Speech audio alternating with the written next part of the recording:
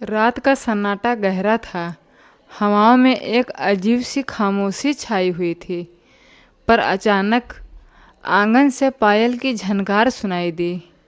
राधा चौंक उठी। घर का दरवाज़ा तो उसने खुद ही भीतर से बंद किया था। फिर ये पायल किसकी?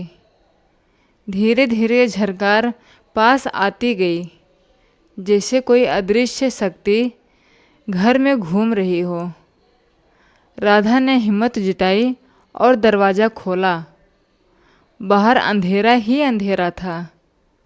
उसी पल आंगन के कोने में उसने देखा मिट्टी पर गीले पैरों के निशान, और झनकार अचानक थम गई।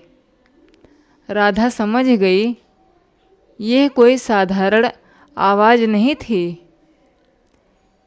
ये उसकी दादी की आत्मा थी, जो हमेशा कहा करती थी, जब भी मेरी पायल बजेगी समझना मैं तुम्हारे साथ हूँ।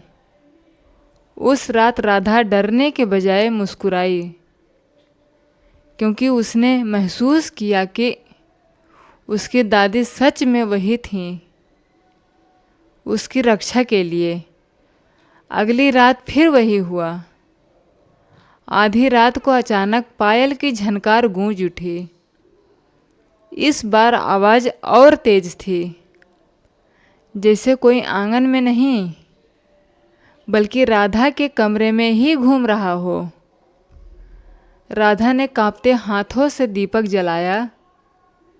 जैसे ही रोशनी फैली, सामने की दीवार पर उसने अपनी दादी की परछाई देखी। परछाई ने मानो इशारा किया हो, खिड़की खोलो। राधा ने हिम्मत करके खिड़की खोली और वहाँ एक पुरानी लोहे की संदूक रखी मिली, जिसे उसने कभी देखा ही नहीं था। संदूक खोला तो अंदर दादी की पुरानी पायल रखी थी। राधा की आंखों में आंसू भर आए। उसे समझ आया, दादी हर बार उस पायल की झनकार से उसे बुलाती थी, ताकि वो अपनी निशानी तक पहुंच सके। उस रात के बाद राधा जब भी अकेली होती, वो पायल की झनकार उसे सहारा देने आ जाती। राधा ने पायल को हाथ में लिया तो अचानक उसकी आंखों के सामने सब कुछ धुंधला होने लगा। जैसे ही उसने पायल पहनी, उसे अपनी दादी की आवाज़ सुनाई दी, राधा, ये सिर्फ गहना नहीं, हमारी वंश की रक्षा का प्रतीक है। अचानक कमरे की दीवार में छिपा एक दरवाज़ा खुला। अंदर धीरे में एक छोटा सा मंदिर था, जहाँ पीढ़ियों में रखा एक दुर्लभ रत्न चमक रहा था।